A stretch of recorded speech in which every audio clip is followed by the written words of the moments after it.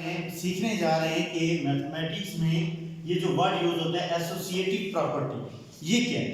Associative property क्या है? आपने देखा होगा कि अक्सर इस तरह से आपके सामने लिखा होता है a plus B plus C is equal to a plus B plus C. इसका मतलब क्या है? इसको समझने की कोशिश करेंगे यार। देखिए हमारे पास ए बी सी हमारे पास ये ए है, ये आपके पास बी है और ये आपके पास क्या है? सी है। और इसको आप देखेंगे कि एसोसिएटिव प्रॉपर्टी असल में बता क्या रही है। ये ब्रैकेट में जो दो ए और बी लगे हुए ना, ब्रैकेट जब यूज हो तो इसका मतलब ये होता है कि ये पहले कोई काम हो रहा है, पहले कोई काम ये हो रहा है। यानी कि ए और बी, फर्ज किया मैं कहता हूं ए के पास 10 रुपए, बी के पास कितने हैं? 20 रुपए और सी के पास कितने हैं? 10 रुपए हैं। लेट्स सपोज अगर हमारे पास तो हुआ ये कि आप दोनों अपने पैसे जमा करें। ये देखें, ये इस वक्त जो काम हो रहा है वीडियो पे यहां देखते जाएं आप, यहां जो काम हो रहा है वो ये वाला हो रहा है, ब्रैकेट वाला पहले हो रहा है ना, तो लिहाजा ब्रैकेट में आ जाएंगे ये ए और बी। आप बताएं आपके पास कितने पैसे जमा हुए? 30। कितने हुए? 30। यानी कि ए और बी के पैसे कितने जमा हुए? 30। अब ये फैसला करते हैं, डिसाइड करते हैं कि हम जो है तीसरे से भी कुछ पैसे जमा करें ताकि पैसे बढ़ जाएं। तो अब ये तीसरे से मजीद लेने जा रहे हैं, ये दोनों ने जो जमा किए मजीद तीसरे से सी से इन्होंने जो पैसे लिए वो कितने बन गए? 10। तो टोटल कितने हो गए? 30। कितने? 40 हो गए। टोटल कितने हो गए? 40। 30 में 10 और ऐड हुए तो ये आपकी एक साइड सॉल्व हो गई, यानी आपके पास 40। 10 इसने दिए, 20 इसने दिए, इन्होंने आपस में मिलके 10 और 20 जमा किए, 30 बन गए। इन्होंने सोचा कि तीसरे से भी ले लेते हैं, तो तीसरे ने 10 दिए, तो टोटल कितने बन गए? 40। अब ये सोचने लगे कि हो सकता है कि कोई दूसरा तरीका हम अपनाएं तो शायद पैसे बढ़ जाएं, शायद पैसे बढ़ जाएं। इन्होंने ये किया, अब जो पहले दो जो मिले थे आपस में, अब ये दो नहीं मिले, बल्कि अब ये और वो आपस में मिल रहे हैं, आपस में एक दूसरे से पैसे ले रहे हैं। पहले ये दो मिल रहे हैं, तो लिहाजा ब्रैकेट में कौन से आ जाएंगे? बी और सी, यही आएंगे ना। तो बी और सी आपस में मिल गए, इन्होंने अपने पैसे जमा किए। कितने जमा हुए?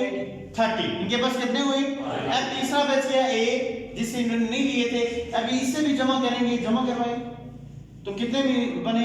40। ये देखें कि इस तरीके से भी जब इन्होंने अपनी जगह चेंज की, पोजीशन चेंज की, इसके बावजूद भी जो क्वांटिटी है वो आपकी रिमेन सेम। 40 रुपए उस तरह भी बने थे, 40 रुपए इस तरह भी बने। तो इसका मतलब ये हुआ इनके ये जो इन्होंने जो पैसे जमा किए, इसमें पैसों की जो तब्दीली है, यानी चेंज किया कि पहले मैं उससे ले लूं या इससे ले लूं, इससे कोई फर्क नहीं पड़ेगा। तो इसका मतलब है कि टोटल क्वांटिटी जो आपकी है वो रिमेन सेम। तो एसोसिएटिव प्रॉपर्टी हमेशा कितने में होती है? कितने बंदों में होगी? 3 चीजें आपके पास कितनी होनी चाहिए? 3। तो 3 होंगे, यानी ए बी और सी। और ब्रैकेट का मतलब क्या होगा? कि जो पहले जमा हो रहा है, जो पहले जिन पे काम हो रहा है। तो यहाँ पे इन्होंने पहले काम किया था इन दो ने, तो हमने ए बी इनको किया और प्लस सी, और बाद में इसे लिए तो अकेला सी लिखा। बाद में बी और सी मिले और अकेला कौन था? ए, लेकिन तीनों के जब इकट्ठे किए तो रिजल्ट जो है वो सेम रहा। ये होती है एसोसिएटिव प्रॉपर्टी। एसोसिएटिव प्रॉपर्टी यानी वो तीनों के सेम में अगर उनका ऑर्डर चेंज भी किया जाए, उनकी ऑर्डर्स को तब्दील भी कर दिया जाए, तो इससे उस टोटल अमाउंट में कोई फर्क नहीं पड़ेगा। ये उसकी कौन सी होती है? Associative property. अब आप जो है आप बैठ जाए, नेक्स्ट आ जाए जी। अब आप देखेंगे कि हमारे सामने होती है कम्यूटेटिव प्रॉपर्टी।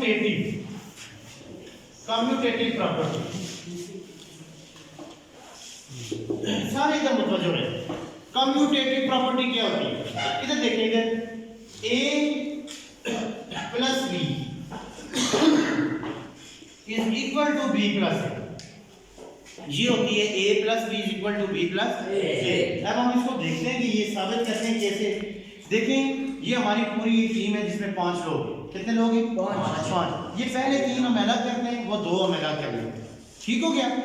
ये जो 3 है वो सीधे देखिएगा, इन 3 को मैं 2-2 पेंसिल देता हूं। ये 2 आप पेंसिल लेके ऊपर सामने रखें, सामने करें, ऐसे करके सामने रखें।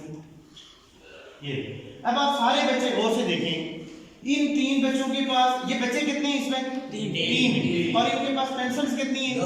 2-2। इधर गौर से देखिएगा, मैं लिखने वाला हूं 3, यानी कि 3 बंदे और इनके हर एक के पास each and every have 2 pencils, तो इसके पास 2 पेंसिल हैं, 3 मल्टीप्लाई बाय 2 लिखूंगा ना जी।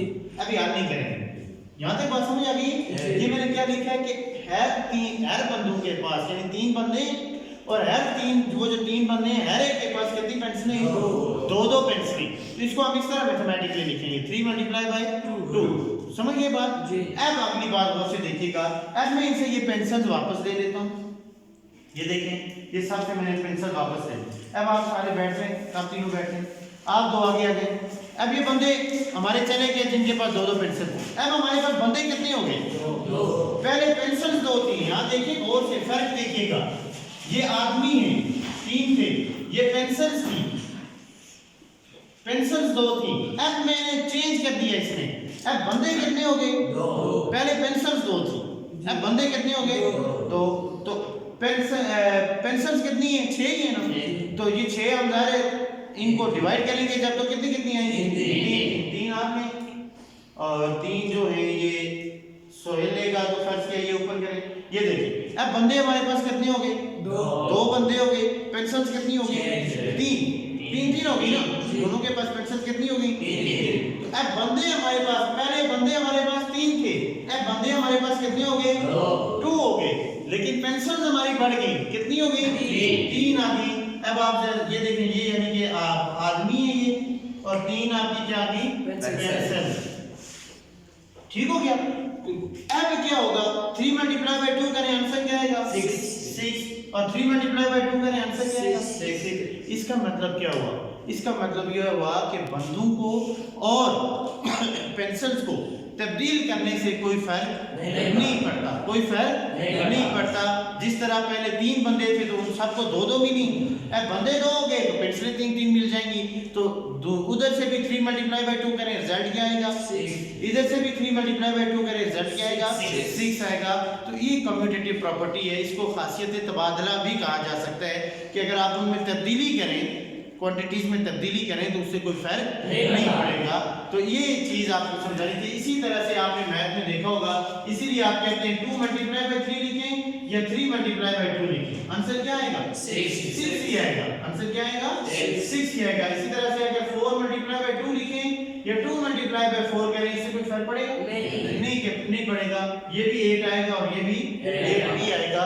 तो ये होती है कम्यूटेटिव प्रॉपर्टी। ये कौन सी होती है? Commutative property. Got it? Okay.